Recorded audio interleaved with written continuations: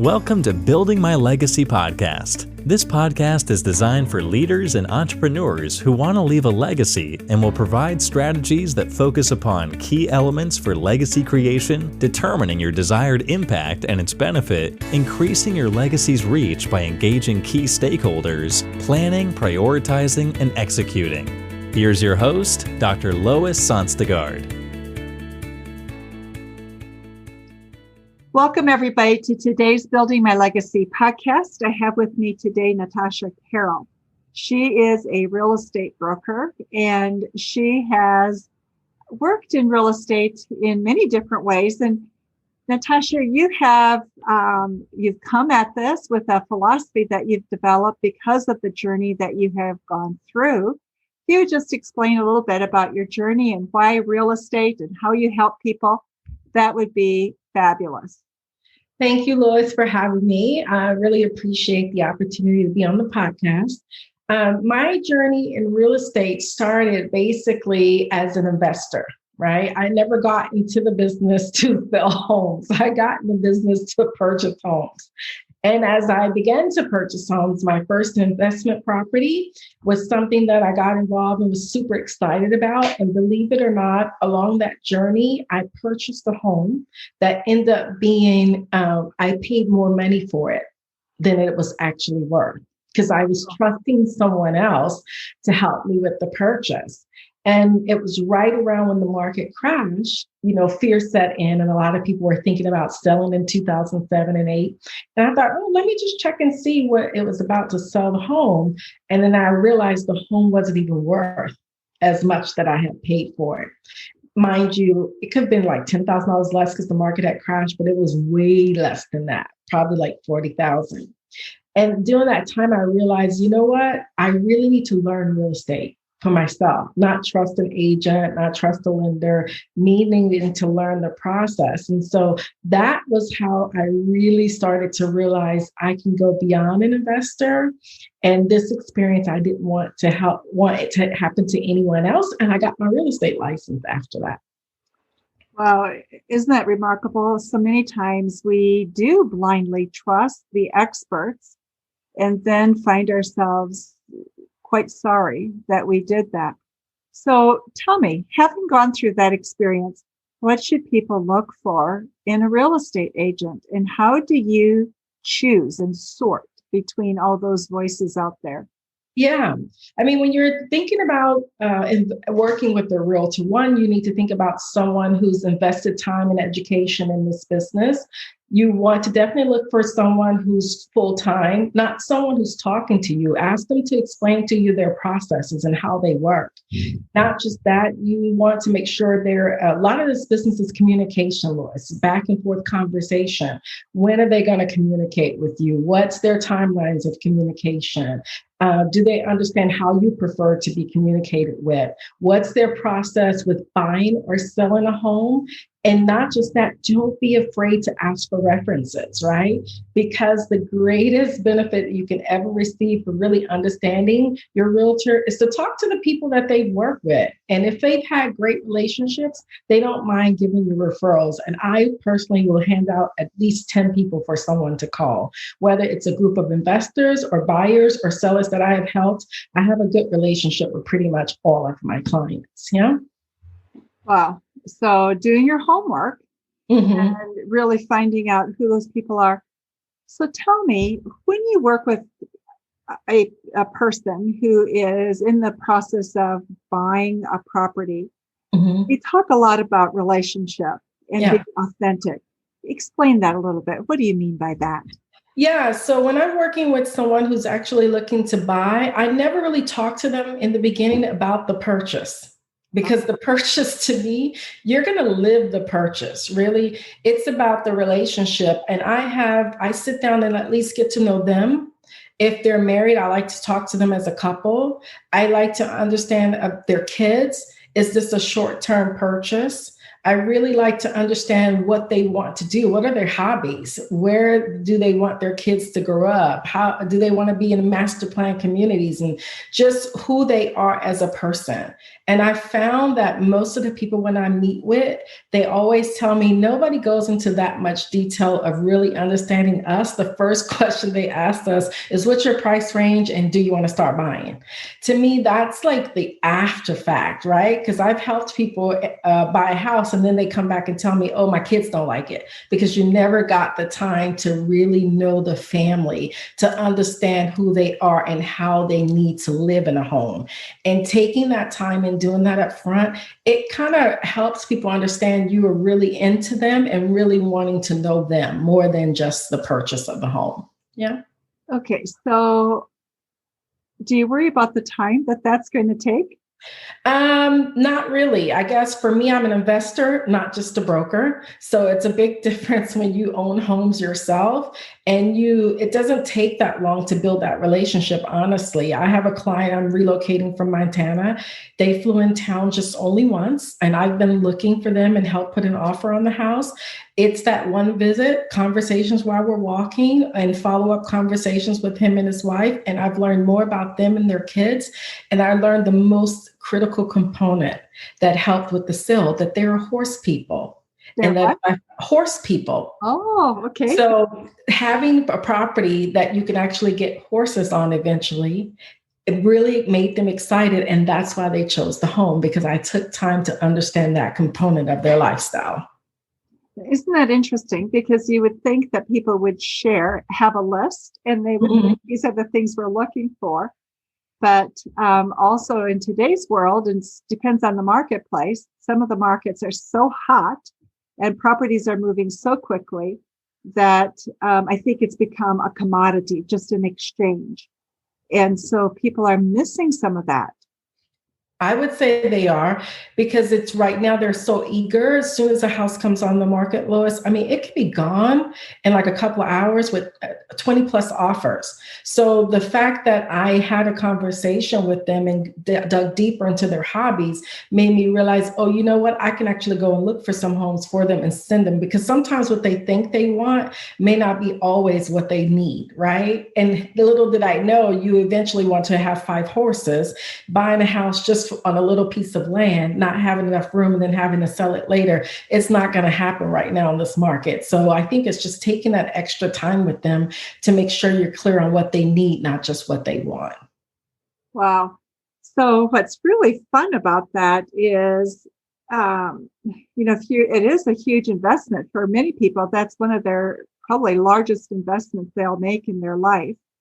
So having somebody who really takes that seriously is lovely. So tell me, what do you get the greatest joy out of as a real estate broker? I think the greatest joy for me, believe it or not, is meeting different people and understanding their journey. I guess I love to get to know different people and how they come to be who they are and where they're trying to go in life. And their home is, believe it or not, is an extension of that, right? I mean, I've met people who are musicians and then they like to practice in their home, so they need something different.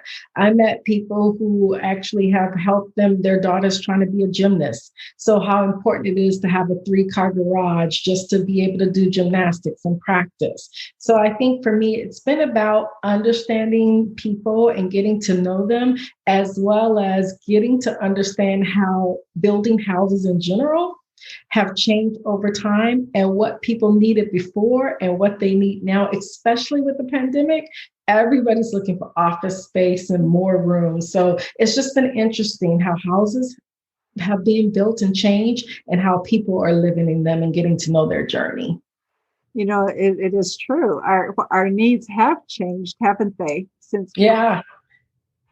I think they've changed way beyond what we ever expected. It's not even that. There's a trend now, Lois, where a lot of people are moving in their family, their elderly parents and stuff. So that has been a big trend I've seen happen in the last couple of years. Everybody I know who's upgrading want 2 masters, at least for the option for their parents to move in as well. And is that because of COVID, or did that start happening before COVID? I think it started happening before COVID, but it's happening more now. I think it's really happening more. I've had the house with my out-of-state clients. It's a bigger home than they had expected to purchase, but they decided if they're moving to Texas, they may move their parents in as they're aging. So that was another critical component. So if you're let's look at from a buyer's standpoint and then from a seller's standpoint, what are some of the biggest mistakes that a person can make? Yeah, I think from a buyer's perspective, when someone is purchasing a home, one of those mistakes I've seen people make, they're so excited about getting a home and they don't spend time focusing on, I would say, one of the things that they need. The other thing I've seen buyers, they're so excited about purchasing a home, they don't focus on their budget, right? You really need to stay within your budget because you're not living the house when you're a buyer, you're living the mortgage. It's very critical for people to understand that, right? And for me, I don't want anyone to go in a home and they're stressed out because they really can't afford it, right? You may have a luxury house, but if you can't afford it, you're not going to enjoy it. Another mistake buyers make, I would say, they're more focused on amenities that are in neighborhoods. And sometimes I ask them, do you really think you're going to use this? Do you really need to be in this neighborhood? Because that exact house may be somewhere else at a cheaper price, but they need to think through those things, right? So from a buyer's perspective, I think those are things buyers make mistakes on. And the whole thing around the budget is probably the most critical one that they have challenges with. Yeah. You know, I think with the budget piece, for a long time, people were always encouraged to put a sizable portion of their income into their mortgage as a investment, right? And so it's refreshing to hear you say to look at your budget and look at how it fits into that budget. Yeah, I would say it's most important because again, I'm a firm believer you don't live the house, you live the mortgage. And when you have a perspective, being an investor for me, I guess I want people to enjoy their home, but also be able to enjoy their lifestyle and with their kids. And I've seen, and you are aware of this in 2007 when the market crashed, so many people were overextended. They lost their homes, right? It wasn't just that the market crashed. They couldn't afford the things that they had before. Now, yes, the market has dipped up and down, but in the United States today, there are more homeowners, according to many of the people out there are stating that there are more homeowners who have more equity in their homes today. So they have that flexibility to move and upgrade that they didn't have in 2007 and 2008. So I think they got very wise and lived within their budget and then also paid their bills off, which gives them more flexibility today to move. Yeah. That's great. So how about from a seller's perspective? What are some of the biggest mistakes that you I think from a seller's perspective, let's just say this up front, we all think our homes are the best.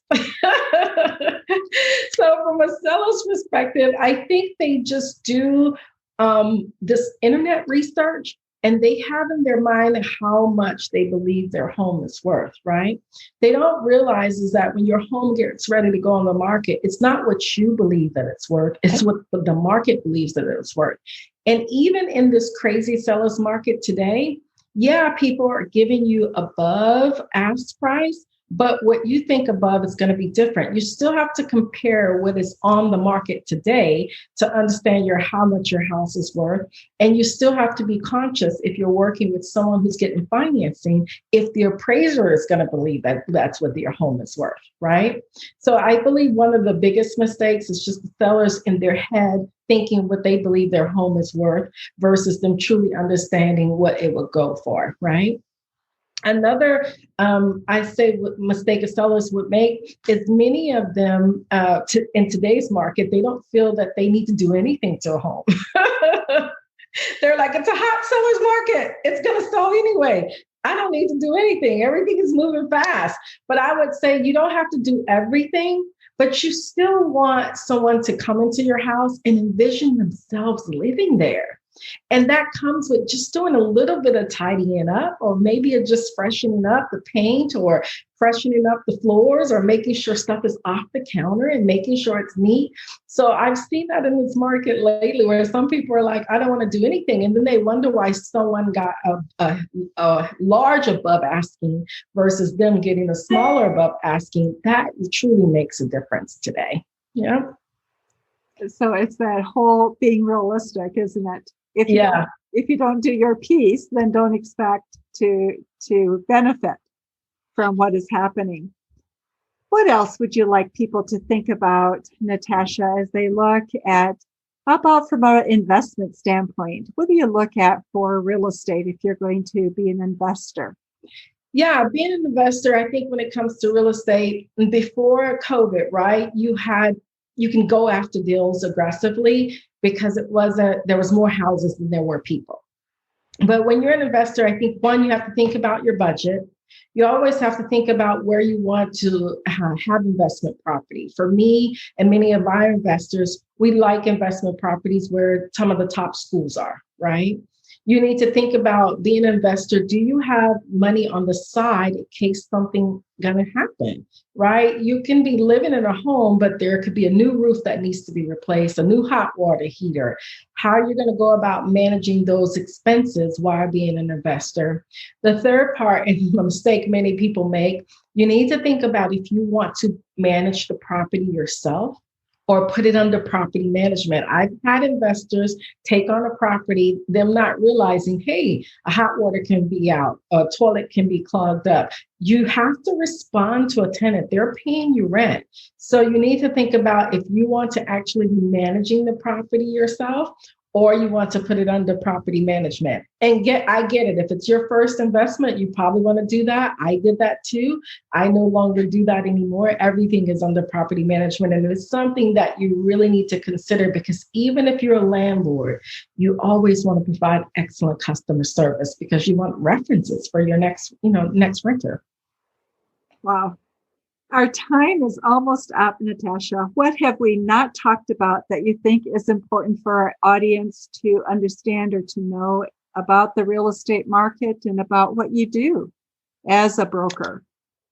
Yeah, I would say about not just about the real estate market. If anybody's in any business, whether it's real estate, being a broker, I think the most important thing for me is about being a leader. I think about myself when I'm selling homes or helping my clients buy homes. I want to be a leader in that perspective of the business. When I say leader, meaning I don't want my clients to have to wonder about when they're purchasing or selling a home with me. You take the initiative.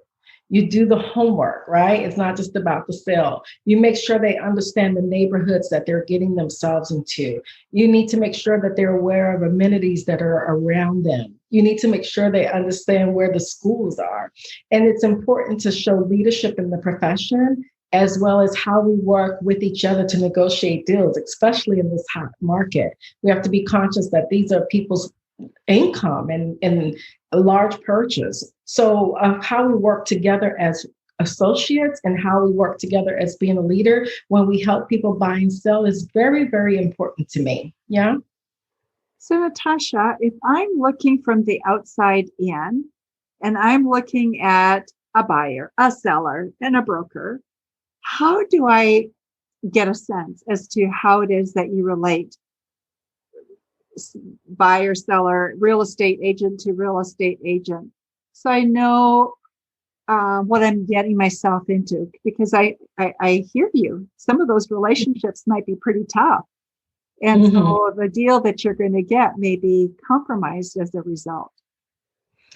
Yeah, when you say, how do you know what you're going to get? I think from my perspective, what I have done with my clients, and given that the market is so aggressive right now, you have to, one, have a realtor in particular who's very open with communication, right? And someone who also is building a relationship, say if I'm representing a buyer, with the listing agent, right? When we make offers and the offers is accepted, now it's not only me communicating with the buyer and giving them weekly updates, it's also me building a relationship with the lender and the listing agent, making sure we are on top of everything and having weekly conversations about what's happening in the home. What did they commit to fix? Are they getting the repairs done? All that matters. And when you're constantly having those conversations, there's less opportunity for there to be issues in the process than when you just put something on the contract and then just go along with hoping that it happens.